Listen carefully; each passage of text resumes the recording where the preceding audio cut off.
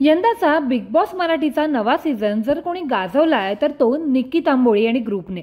अगदी पहिल्या दिवसापासूनच निक्कीने वर्षा उसगावकर यांना टार्गेट करून संपूर्ण शोचं अटेन्शन स्वतःवर केंद्रित केलं।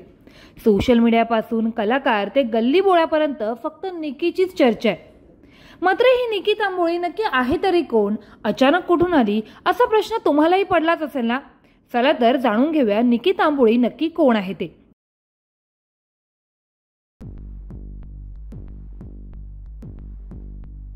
बिग बॉस मधील वादामुळे चर्चेत आलेल्या निक्कीचं खऱ्या आयुष्य देखील अनेक वादांनी भरलंय। 21 ऑगस्ट रोजी जन्मलेली निक्की ही मूळची महाराष्ट्रातील औरंगाबादची आहे, जिथे तिचं शालेय आणि उच्च शिक्षण झालं। तिच्या वडिलांचं नाव दिगंबर तांबोळी असं आहे। तिचे वडील एक्साइड इंडस्ट्रीमध्ये नोकरीला असून तर तिची आई प्रमिला बोडके ही गृहिणी आहे।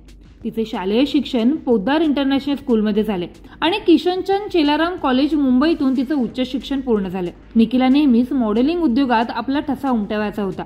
मॉडेलिंगमध्ये स्ट्रगल करण्यासाठी मुंबईत आल्यावर तिने डोंबिवलीमध्ये आपलं बसस्थान बसवलं।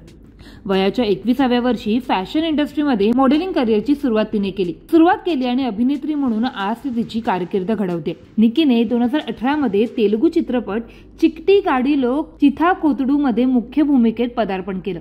त्यानंतर 2019 मध्ये तिला राघव लॉरेन्स यांच्या ऍक्शन हॉरर फिल्म कंचना 3 मधून लोकप्रियता मिळाली। ती थिप्पारा मिसम या सस्पेन्स थ्रिलर चित्रपटात देखील दिसली होती। छोट्या पडद्यावर देखील निक्की तांबोळीने चांगलंच नाव कमावलं। तिने हिंदी बिग बॉसच्या 14व्या सीझनमध्ये भाग घेतला आणि सेकंड रनर अप बनण्यात ती यशस्वी झाली। याशिवाय ती खतरों के खिलाडी या रियालिटी शो मध्ये देखील दिसली होती। निक्कीचे नाव प्रतीक सहजपाल सोबत जोडलं गेलं होतं। हिंदी बिग बॉसच्या 14व्या सीझनमध्ये निक्कीने आपल्या आयुष्यातला एक मोठा खुलासा केला होता। वयाच्या 19व्या वर्षी मॉडेलिंग मध्ये स्ट्रगल करत असताना आपल्याला किडनॅप केल्याचा खुलासा निक्कीने या शो मध्ये केला होता।